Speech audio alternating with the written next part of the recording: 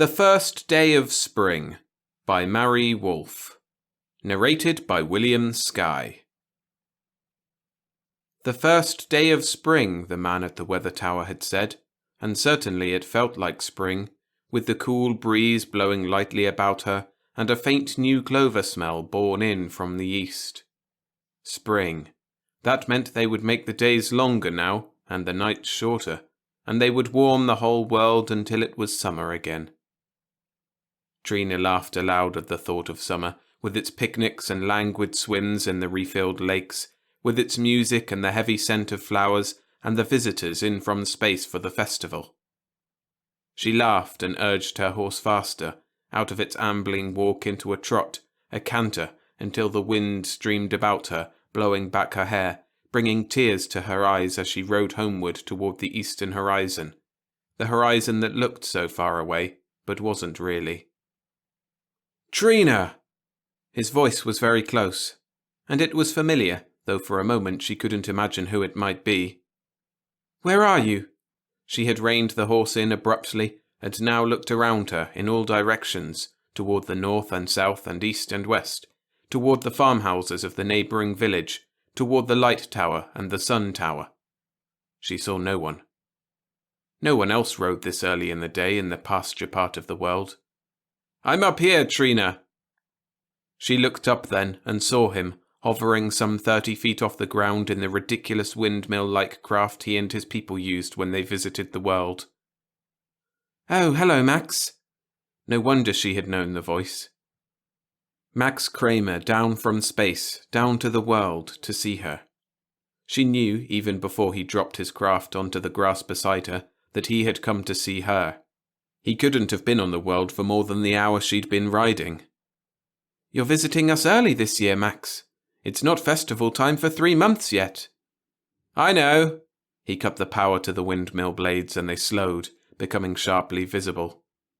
The horse snorted and backed away. Max smiled. "This world is very attractive." His eyes caught hers, held them. She smiled back, wishing for the 100th time since last summer's festival that he were one of her people, or at least a worldling, and not a man with the too white skin of space. "It may be attractive," she said, "but you always leave it soon enough." He nodded. "It's too confining. It's all right for a little while, but then—" "How can you say that?" She shook her head sadly. Already they were arguing the same old unresolvable argument, and they had scarcely greeted each other. After all his months in space, they met with the same words as they had parted. She looked past him, up and out, toward the horizon that seemed so many miles away, toward the morning sun that seemed to hang far, far off in the vaulted blue dome of the sky. "How can you even think it? About this?" His lips tightened. "About this," he repeated. "A horizon you could ride to in 5 minutes. A world you could ride around in 2 hours. A sun, you really call it a sun, that you could almost reach up and pluck out of that sky of yours." He laughed. "Illusions. World of illusions." "Well, what do you have? A ship. A tiny ship you can't get out of, with walls you can see, all around you." "Yes, Trina, with walls we can see." He was still smiling, watching her, and she knew that he desired her, and she desired him. But not the stars. "You have nothing like this," she said, knowing it wouldn't do any good. She looked past him at the light tower, one of the many that formed the protective screen about her world, that made it seem great and convex, a huge flattened sphere with the sun high above, and not the swift curving steel ball that it actually was. This was her world. It was like Earth, like the old Earth of the legends of the time before the radiation wars. And even though her mind might know the truth about the screens that refracted light and the atomic pile that was her sun, her heart knew a more human truth. This was a world, as it had been in the beginning, as it must be till the end, or until they found a new Earth somewhere, sometime. Max sighed. "Yes, you have your world, Trina, and it's a good one, the best of its kind I've ever visited." "Why don't you stay here, then?" A spaceman, she thought. With all the dozens of men in my world, why did it have to be a spaceman? With all the visitors from New France and New Chile and New Australia last festival, why did it have to be him? I have the stars, Trina. We do too. Last festival and the warm June night, heavy, druggedly heavy with honeysuckle and magnolia and the hidden music from the pavilions. And Max Kramer, tall and strong-boned and alien, holding her in his arms, dancing her away from her people, out onto the terrace above the little stream, beneath the full festival moon and the summer stars, the safe, sane, well-ordered constellations that their ancestors had looked upon from Earth. My stars are real, Trina. She shook her head, unable to argue with him. World woman and spaceman, and always different, with nothing in common between them, really, except a brief forgetfulness at festival time. Come with me, Trina. No. She gathered up the reins and chucked at the horse and turned slowly for the village. You wouldn't come? For me? You wouldn't stay, would you? She heard the windmill blades whir again and a rustling of wind, and then he was beside her, skimming slowly along, barely off the ground, making her horse snort nervously away. Trina, I shouldn't tell you this, not until we've met with your councilmen, but I've got to. He wasn't smiling now. There was a wild look about his face. She didn't like it. Captain Bernard's with the council now, giving them the news, but I wanted to see you first, to be the one who told you. He broke off, shook his head. Yet when I found you, I couldn't say anything. I guess I was afraid of what you'd answer. What are you talking about? She didn't want to look at him. It embarrassed her somehow, seeing him so eager. What do you want to tell me? About our last trip, Trina. We've found a world. She stared at him blankly, and his hand made a cutting gesture of impatience. Oh, not a world like this one. A planet, Trina. And it's Earth-type. She wheeled the horse about and stared at him. For a moment, she felt excitement rise inside of her, too.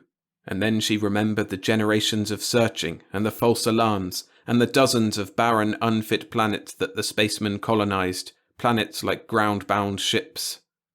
Oh, Trina, Max cried, this isn't like the others. It's a new Earth.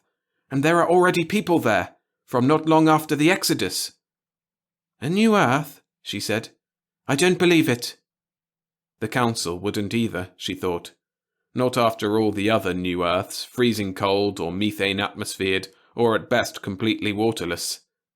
This would be like the others. A spaceman's dream.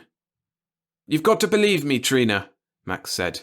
And you've got to help make the others believe. Don't you see? You wouldn't live in space, and I wouldn't live here, on this. But there, on a real planet, on a real Earth. Then, suddenly, she felt his excitement, and it was a part of her, until against all reason she wanted to believe in his mad dream of a world. She laughed aloud as she caught up the reins and raced her horse homeward toward the long vista of the horizon and the capital village beyond it, 10 minutes' gallop away. Max and Trina came together into the council hall and saw the two groups, the room full of worldmen and the half-dozen spacemen, apart from each other, arguing. The spacemen's eyes were angry. A world, Captain Bernard said bitterly, there for your taking, and you don't even want to look at it. How do we know what kind of world it is? Councilman Elias leaned forward on the divan. His voice was gentle, almost pitying. You brought no samples, no vegetation, no minerals. Not even air samples, Aaron Gomez said softly. Why? Bernard sighed.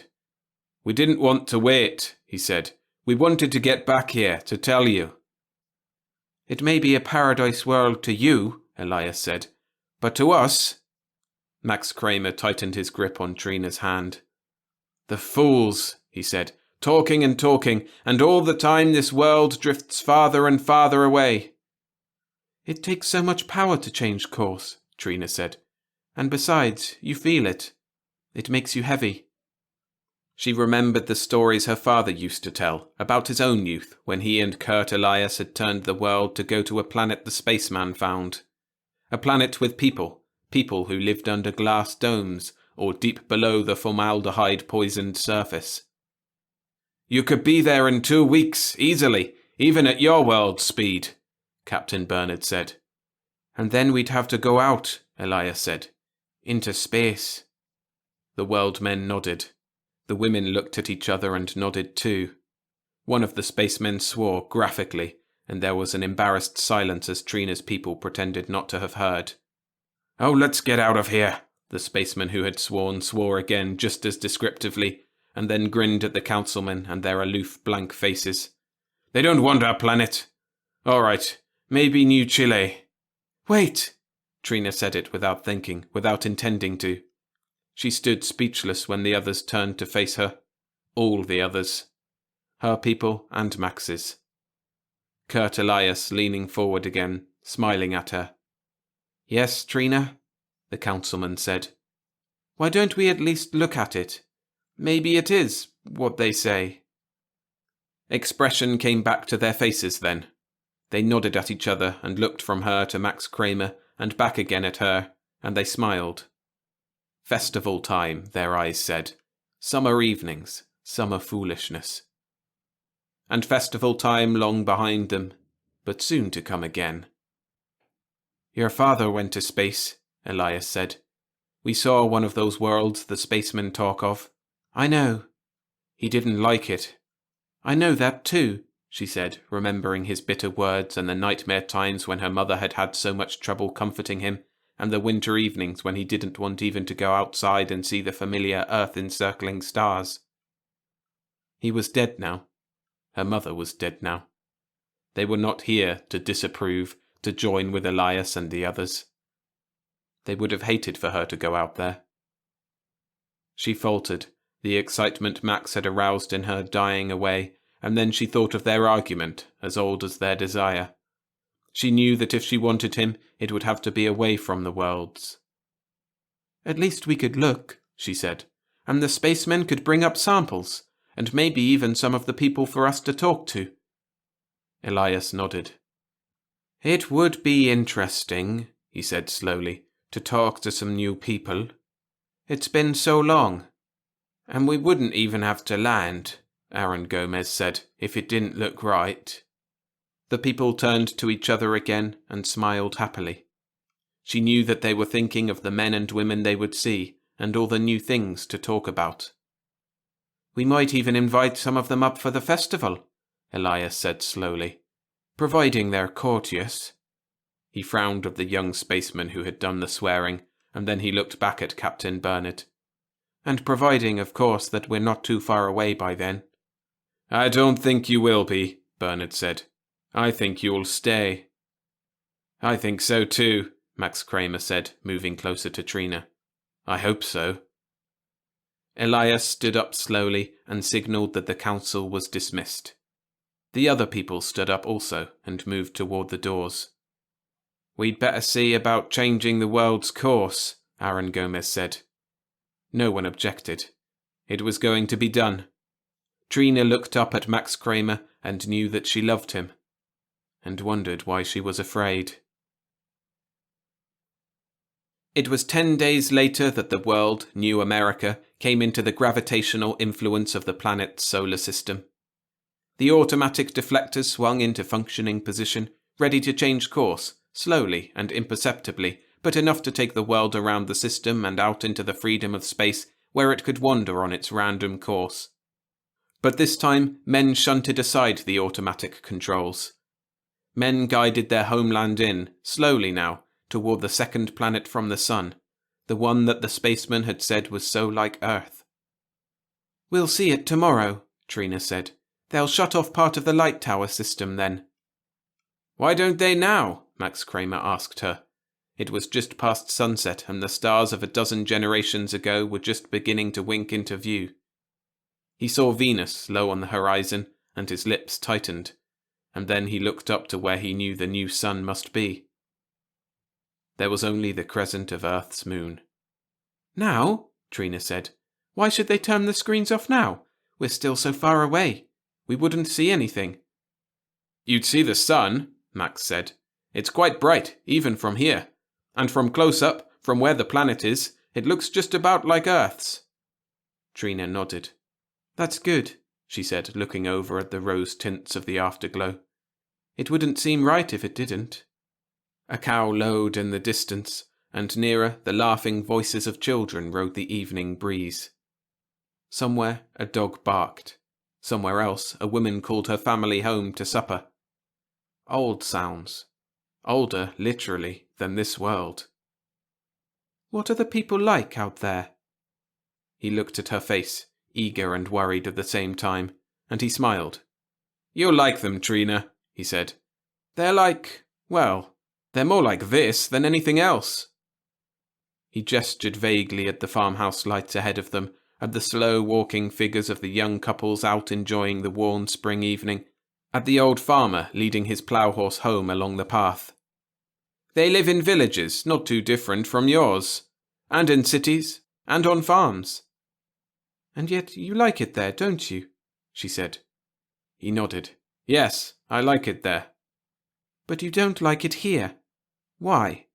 If you don't understand by now, Trina, I can't explain. They walked on.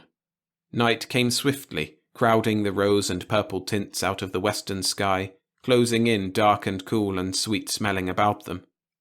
Ahead, a footbridge loomed up out of the shadows. There was the sound of running water, and on the bank not far from the bridge, the low murmuring of a couple of late-lingering fishermen. The people live out in the open, like this? Trina said. Yes. Not underground? Not under a dome? I've told you before that it's like Earth, Trina. About the same size, even. This is about the same size, too. Not really. It only looks that way. The fishermen glanced up as they passed, and then bent down over their lines again. Lucas Crossman from Trina's town, and Jake Krakorian from the Southern Hemisphere, up to visit his sister Lucienne, who had just had twins. Trina said hello to them as she passed, and found out that the twins looked just like their mother, except for Grandfather Muller's eyes, and then she turned back to Max. Do people live all over the planet? On most of it. The land sections, that is. Of course, up by the poles it's too cold. But how do they know each other? He stopped walking and stared at her, not understanding for a minute. Girls' laughter came from the bushes and the soft urging voice of one of the village boys.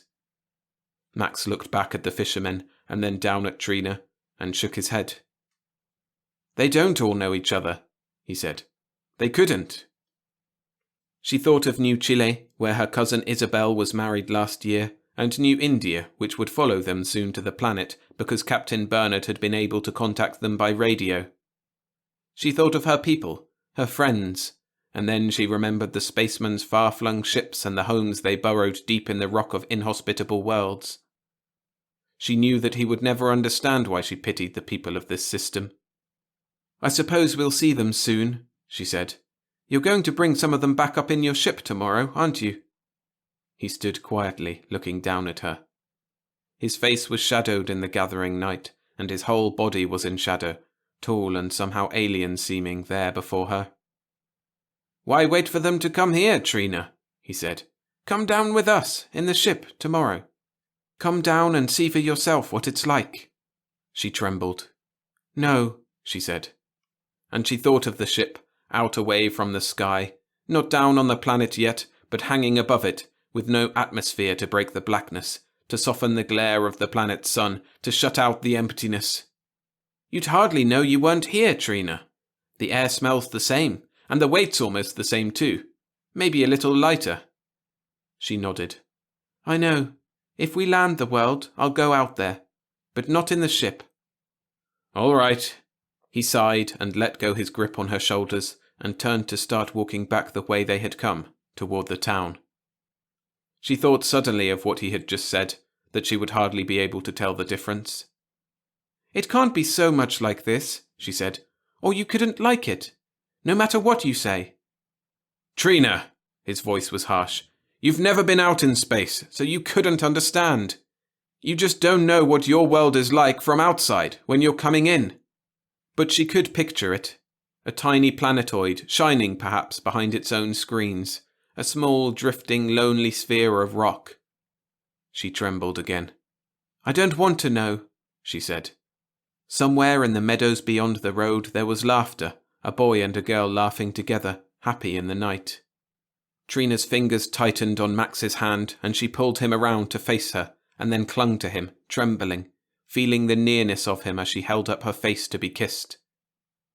He held her to him, and slowly the outside world of space faded, and her world seemed big and solid and sure, and in his arms it was almost like festival time again.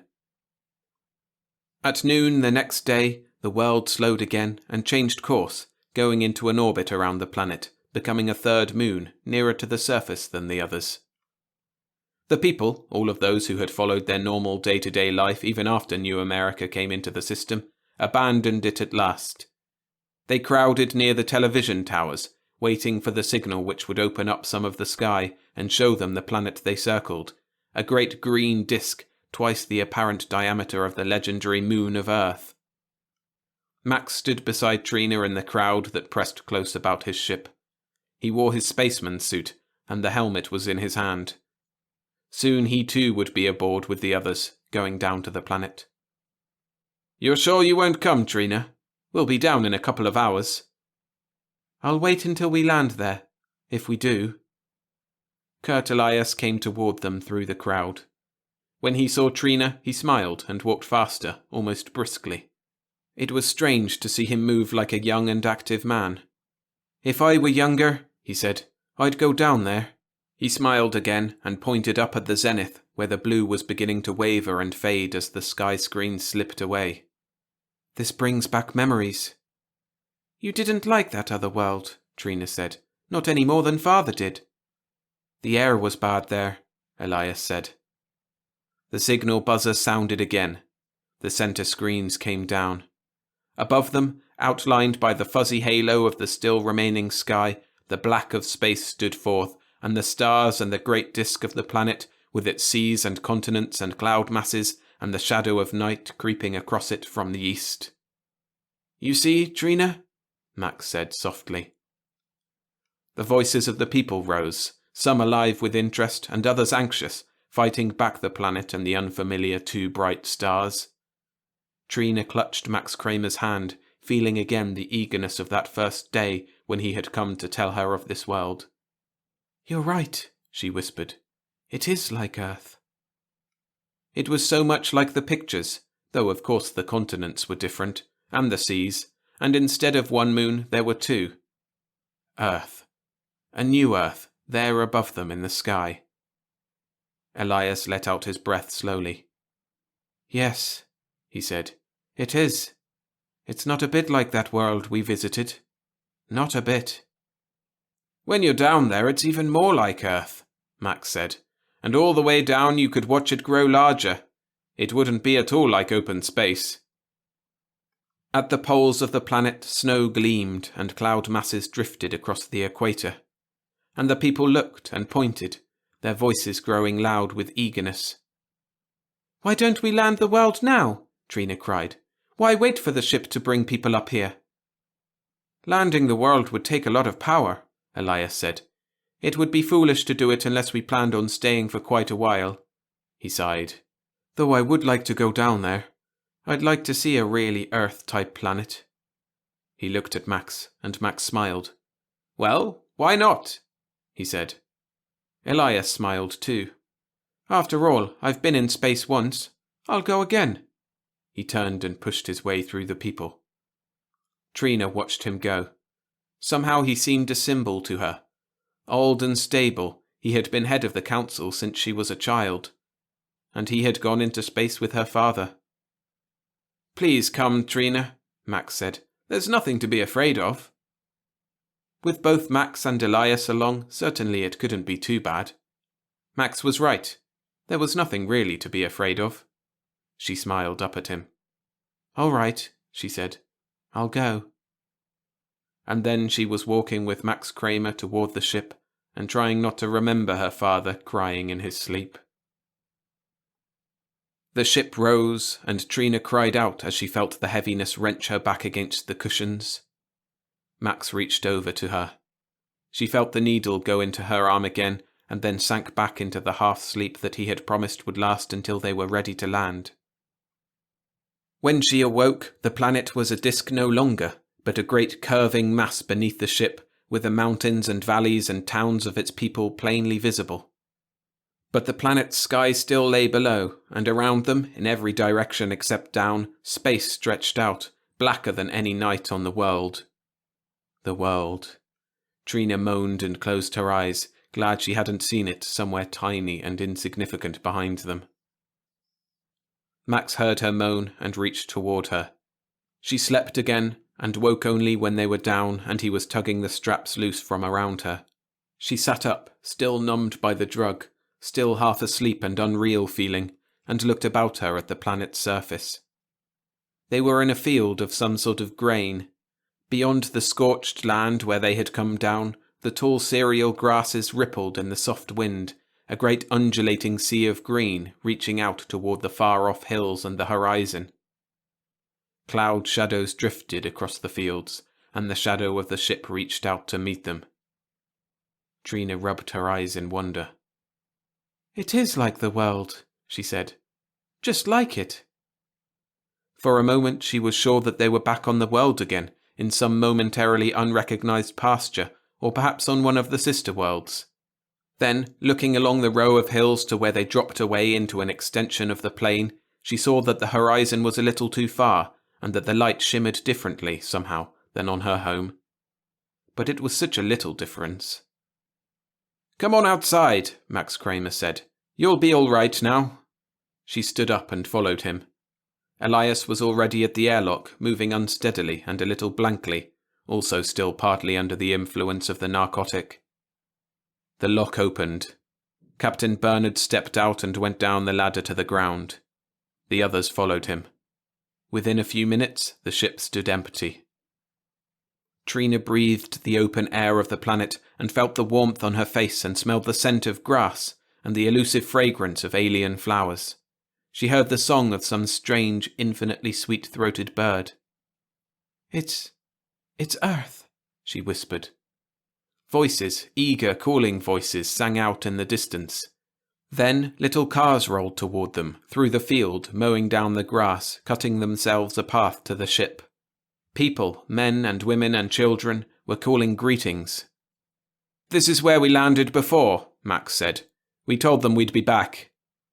They were sun-bronzed country people, and except for their strange clothing, they might have been from any of the worlds. Even their language was the same, though accented differently, with some of the old, unused words, like those in the legends. "You've brought your people," the tall man who stood in the forefront said to Captain Bernard. "They're up there." Bernard pointed up at the sky, and the people looked up. Trina looked up too. One of the planet's moons was almost full overhead. But the world was invisible, shut off by the sky and the clouds and the light of the Earth-like sun. "They'd like some of you to come visit their world," Bernard said, "if any of you are willing." The tall man nodded. "Everyone will want to go," he said. "Very few ships ever land here. Until you came, it had been years." "You'd go out in space?" Trina said incredulously. Again the man nodded. "I was a spaceman once," he said. "All of us McGregors were." Then he sighed. "Sometimes even now I want to go out again. But there have been no ships here, not for years." Trina looked past him at the women and the children, at the lush fields and the little houses far in the distance. "You'd leave this?" McGregor shook his head. "No, of course not. Not to live in space permanently. I'd always come back." "It's a fine world to come back to," Max said, and he and the tall man smiled at each other, as if they shared something that Trina couldn't possibly understand. "We might as well go into town," McGregor said. They walked over to the cars. McGregor stopped beside one of them, his hand on the door button. "Here, let me drive." The girl stepped forward out of the crowd as she spoke. She was tall, almost as tall as McGregor, and she had the same high cheekbones and the same laughter lines about her eyes. "Not this time, Sari," McGregor said. "This time you can entertain our guests." He turned to Max and Trina and smiled. "My daughter." His face was proud. They climbed in, Trina wedging herself into the middle of the back seat between Max and the planet girl. The car throbbed into motion, then picked up speed, jolting a bit on the rough country road.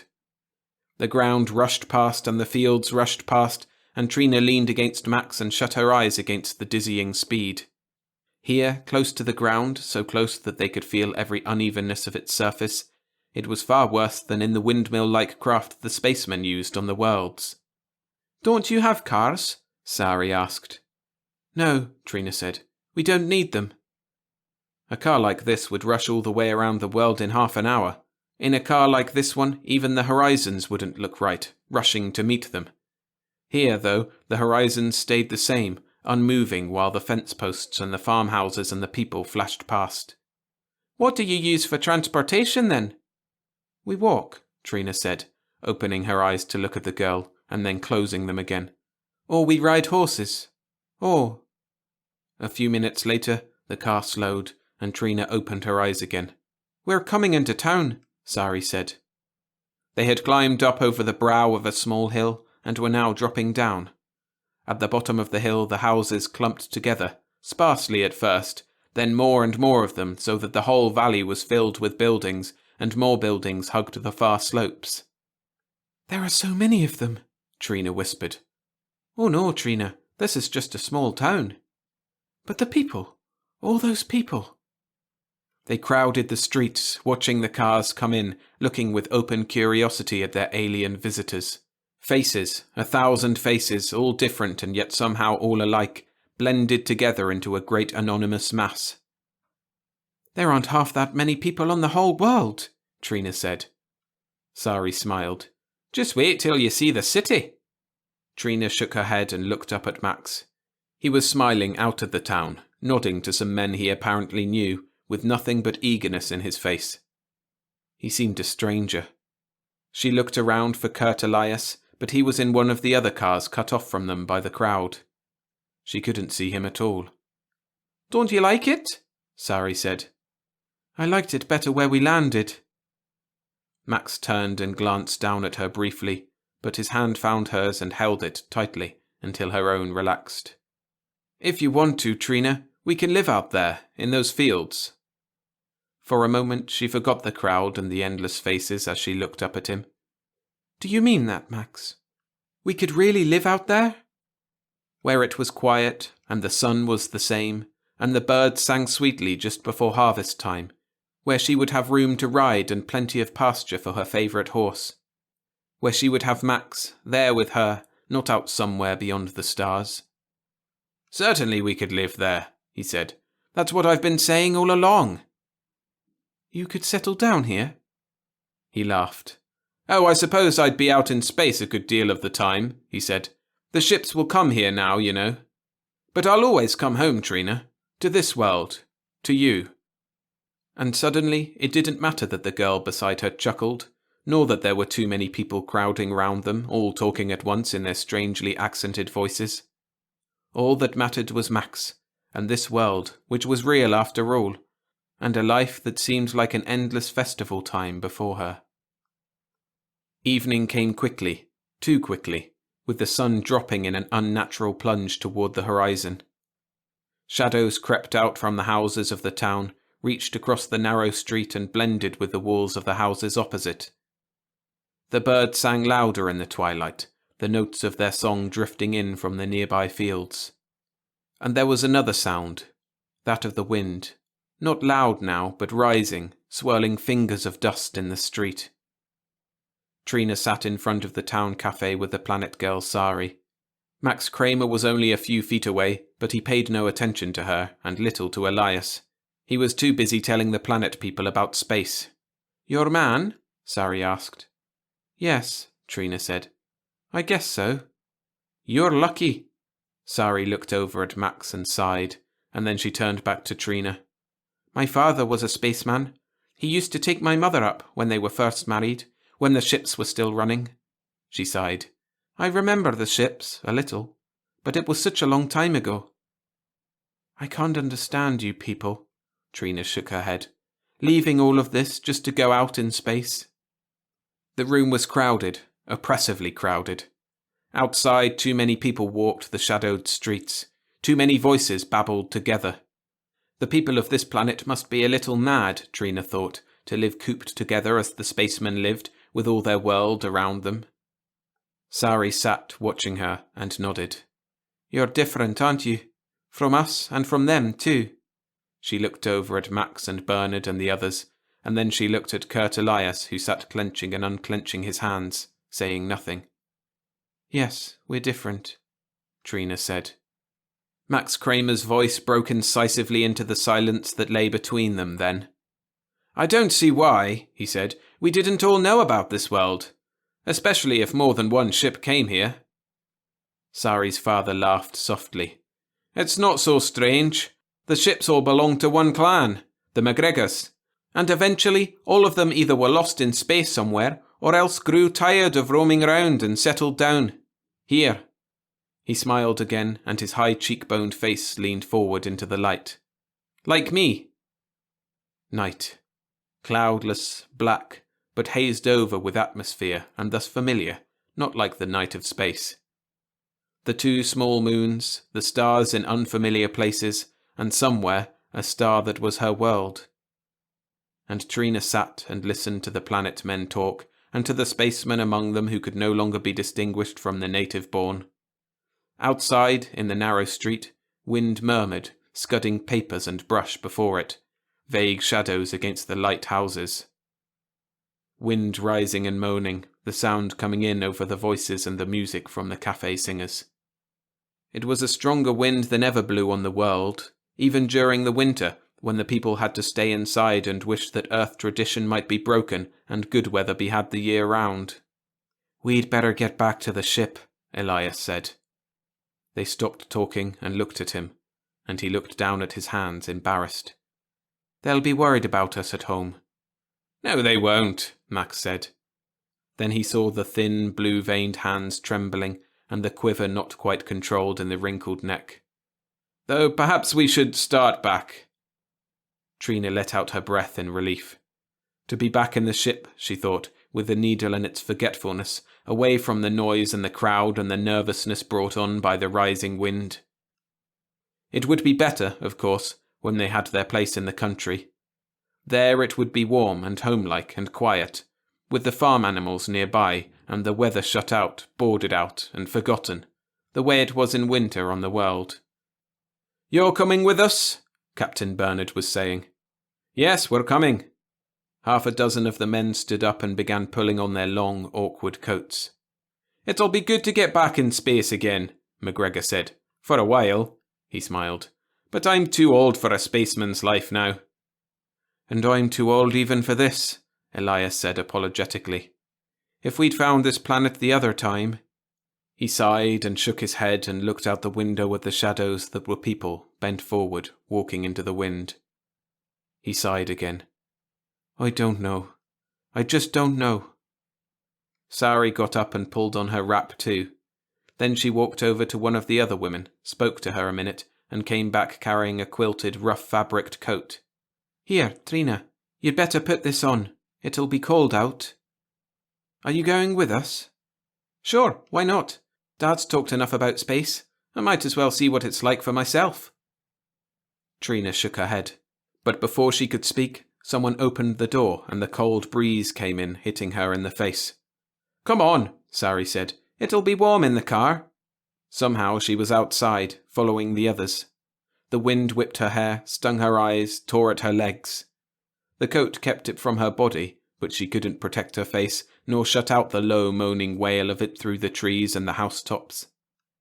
She groped her way into the car. The door slammed shut, and the wind retreated a little. Is it often like that? Sari McGregor looked at her. Max Kramer turned and looked at her, and so did the others in the car. For a long moment, no one said anything. And then Sari said, Why, this is summer, Trina. Summer? She thought of the cereal grasses rippling in the warm day. They'd be whipping in the wind now, of course. The wind that was so much stronger than any the world's machines ever made. You ought to be here in winter, Sari was saying. It really blows then. And there are the rainstorms and snow. Snow, Trina said blankly. Certainly, a couple of feet of it usually. Sari stopped talking and looked at Trina, and surprise crept even farther into her face. You mean you don't have snow in your world? Why, yes, we have snow. We have everything Earth had. But snow 2 feet deep? Trina shivered, thinking of winter on the world and the soft dusting of white on winter mornings, the beautiful powdery flakes cool in the sunlight. They have about 1/16 of an inch of it, Max said, and even that's more than some of the worlds have. It hardly ever even rains in New California. Sari turned away finally, and the others did too. The car started, the sound of its motors shutting out the wind a little, and then they were moving. Yet it was even more frightening, rushing over the roads in the darkness, with the houses flashing past, and the trees thrashing in the wind, and the people briefly seen and then left behind in the night. The ship was ahead. The ship. Now even it seemed a safe, familiar place. This isn't like Earth after all, Trina said bitterly. And it seemed so beautiful at first. Then she saw that Sari McGregor was looking at her again, but this time more in pity than in surprise. Not like Earth, Trina. You're wrong. We have a better climate than Earth's. We never have blizzards nor hurricanes, and it's never too cold nor too hot, really. How can you say that? Trina cried. We've kept our world like Earth. Oh, maybe we've shortened winter a little, but still.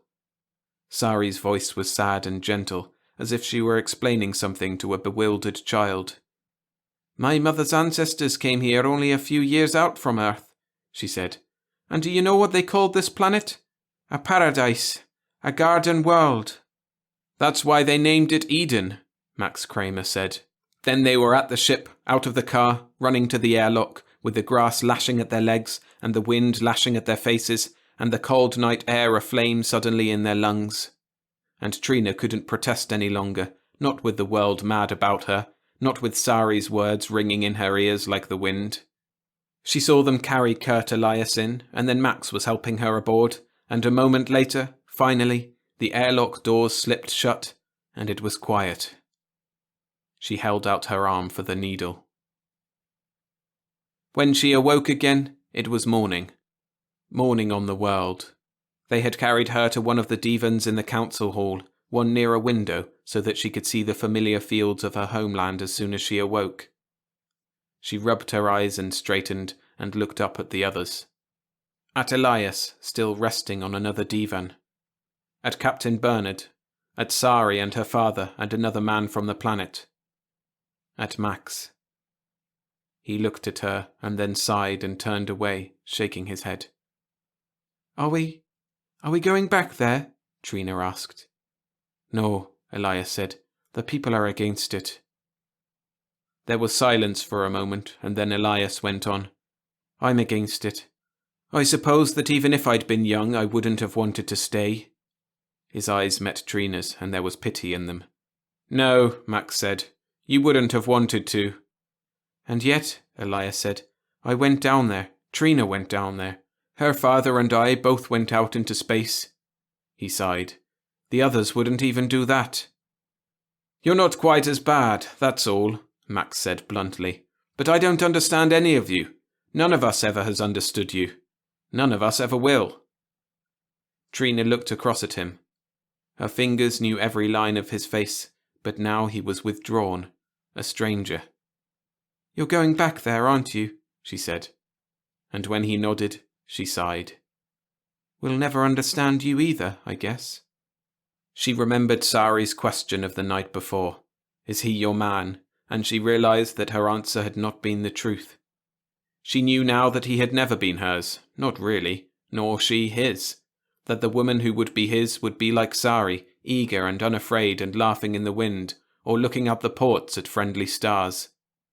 Elias leaned forward on the divan and gestured toward the master weather panel for their part of the village, the indicators that told what it was like today and what it would be like tomorrow all over the world. I think I understand, he said.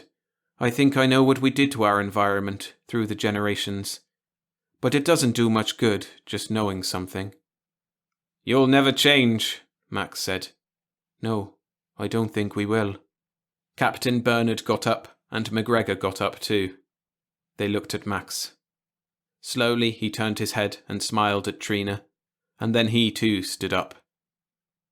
"Want to come outside and talk, Trina?" But there was nothing to say. Nothing she could do except break down and cry in his arms and beg him not to leave her, beg him to spend the rest of his life on a world she could never leave again.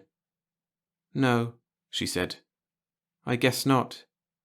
And then the memories rushed back, and the music, and the little lane down by the stream where the magnolias spread their web of fragrance. It's almost festival time, Max. Will you be here for it?" "I don't know, Trina." It meant no. She knew that. The weeks slipped by until it was summer on the world, until the festival music sang through the villages, and the festival flowers bloomed, and the festival lovers slipped off from the dances to walk among them. There was a breeze, just enough to carry the mingled fragrances and the mingled songs, just enough to touch the throat and ruffle the hair and lie lightly between the lips of lovers. Trina danced with Aaron Gomez and remembered. And the wind seemed too soft somehow, almost lifeless, with the air too sweet and cloying. She wondered what a festival on the planet would be like. Max, with Sari McGregor perhaps, laughing in the wind, running in the chill of evening along some river bank. I could have gone with him, she thought. I could have gone. But then the music swirled faster about them, the pulse of it pounding in her ears, and Aaron swept her closer as they danced, spinning among the people and the laughter, out toward the terrace, toward the trees with leaves unstirring in the evening air. All was colour and sound and scent, all blended, hypnotically perfect, something infinitely precious that she could never, never leave. For it was summer on the world, and festival time again.